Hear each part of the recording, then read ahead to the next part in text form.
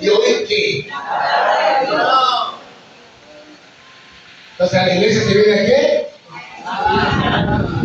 Porque al escuchar mi fe crece, se fortalece, pero también a la iglesia que dice Lucas capítulo 4 versículo 16 que Jesucristo entró a la sinagoga. Él no se levantó de él. El encargado de la lectura le dio el libro a él. No le llama la atención por qué le dio el libro a Jesús. Jesús se crió en Nazaret. El que estaba encargado de la Biblia conocía a Jesús y conocía su trayectoria y le dio el libro de ley. ¿Y qué libro del Pentateuco o de los profetas fue que Jesús abrió? ¿Y cuál fue el mensaje que leyó en Isaías? Jesús.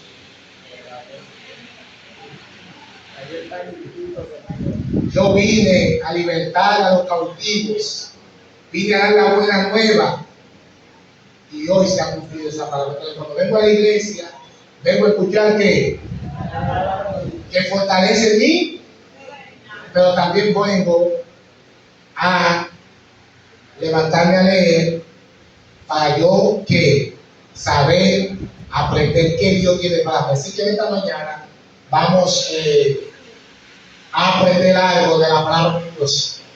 El Padre Nuestro. ¿Cuándo se sabe que el Padre Nuestro de memoria? Todo. Ustedes saben que en Mateo 17 Jesús dice, los discípulos se acercan a Cristo y le dicen a Cristo: Maestro, enséñanos a orar, como Juan enseñó a quién. Y Jesús le dice: mire, sencillo, la oración es: Padre nuestro que estás en los cielos. Lo primero que Jesús le está enseñando a sus discípulos y a nosotros es que la oración tiene que ir dirigida ¿a quién? Al Padre. Padre, ¿dónde está el Padre? En el cielo. Dice la Biblia que tiene su trono y tiene su lugar, y que hay seres celestiales creados que adoran a ese Padre. Entonces, la oración que tú y yo hacemos tiene que ser dirigida ¿a quién? Al Padre. Al Padre.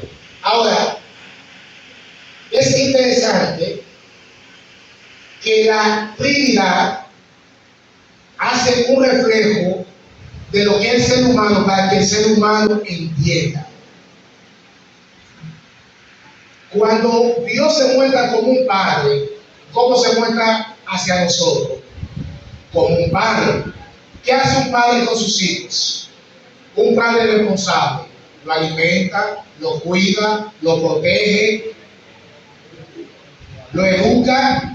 Entonces Dios, bajándose, como dice Filipenses capítulo 2, a condición humana para que nosotros podamos entender a Dios, que vamos a Dios como quiere, como un padre que nos protege.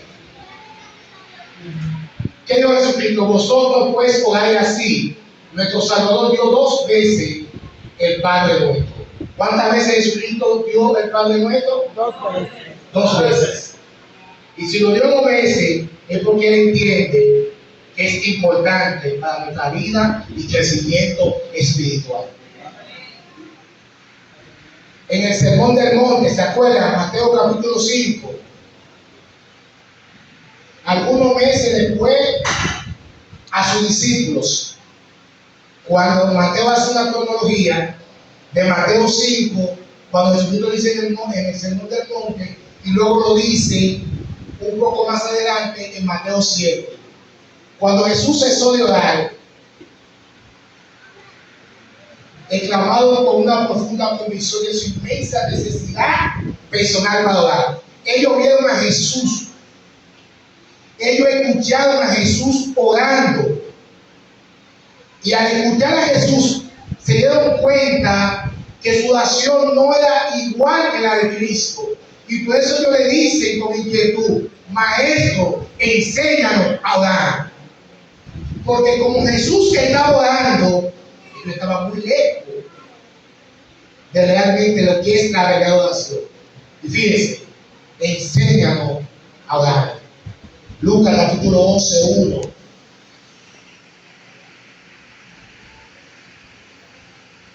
Mira lo que dice: Jesús no le dio una forma nueva de oración. Es decir, el problema de ellos no era cómo ayudar. Repitió lo que le había enseñado antes, pero queriendo decir, necesitamos comprender lo que ya os di. Tiene una profundidad de significado que va a haber apreciado aún. Aún Cristo le enseñó en el Sermón del Monte cómo deben orar al Padre. Todavía ellos no entendían, no comprendían, ni habían aprendido cuál es realmente la verdadera oración. Padre nuestro, vamos a ver. El primer paso para acercarse a Dios consiste en conocer y creer en el amor que siente por nosotros.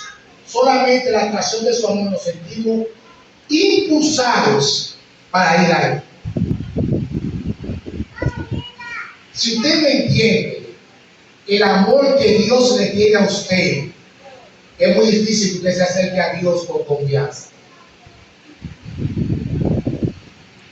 Y hemos visto a través del estudio que hablamos de fe, pero en realidad el conocer a Dios, es decir, el vivir con Dios, es parte del conocimiento. Jesucristo dijo en San Juan 17:3: empero la vida eterna es que te conozcan a ti, que te conozcan. Y Oseas 4:6 dice que el pueblo de Israel se perdió por falta de conocimiento. Por lo tanto, el conocer en el ámbito espiritual es importante para nuestra salvación. Tenemos que conocer a Dios. El mundo hoy, allá afuera, cree que todo lo malo se le pega a Dios es porque no conoce a Dios.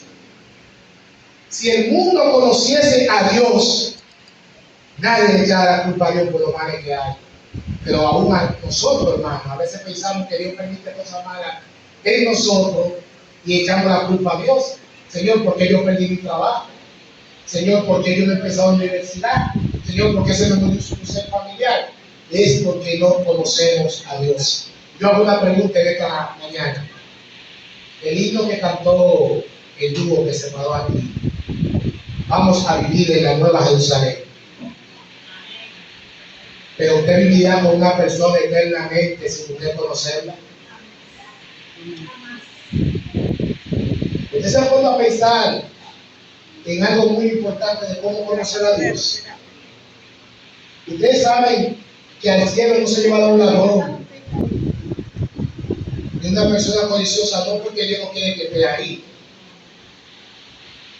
es porque no ha conocido a Dios, no ha dejado que el poder del Espíritu Santo lo transforme. ¿Por qué? Vamos a poner un ejemplo, un caso hipotético, no que sea real. Que Dios le conceda llevar al cielo a un borracho. Yo me pregunto, ¿va a ser feliz ese borracho en el cielo? Cuando quiera buscar bebida, no hay bebida en el cielo. De hecho, los borrachos no entrarán al reino de los cielos. Y los chismosos tampoco. Sí, porque hacemos mucha énfasis en el adúltero, en el fornicario, pero no hacemos mucho énfasis en los chismosos y en los chismosas que hay. No va a haber en los cielos. Por un chisme, el diablo se llevó la tercera cuarta parte del cielo. Porque empezó a muchichar que Dios era el justo, que está antes de Dios, y empezó día y noche, dice Apocalipsis 12, que empezó a hablar. Pero tampoco el que es codicioso, ¿verdad? El que tiene avaricia tampoco entrará en el reino de los cielos. Entonces, cuán importante es que nosotros dediquemos tiempo a conocer a Dios, a conocer al Padre. Hermano, no hay cosa más linda y especial para Dios que tú, que yo. Y a Dios no le importa todos los pecados que tú hayas cometido. Y el padre abrazó al hijo, lo besó. Ese padre bueno que nosotros damos. Lo abrazó, pero lo abrazó y lo aceptó. Pero después que lo abrazó, ¿dónde lo mandó? Te amo y te quiero, pero sucio no te quiero. Te quiero limpio, como Juan vio el pueblo vestido de blanco, sin mancha. Así que Dios quiere, Padre. Dios te saca del lodo cenagoso para traerte a ver limpieza, pureza. Porque el pecado es irlandés y es detestable para Dios. Entendamos eso, hermano. No disfrutemos el pecado. Por el pecado estamos en 1000 años de maldición en esta tierra. Y para Dios el pecado es. ¿Cómo lo traduzco de nuevo al español? No hay palabras en español para traducir eso, pero se lo voy a explicar con el mismo santuario.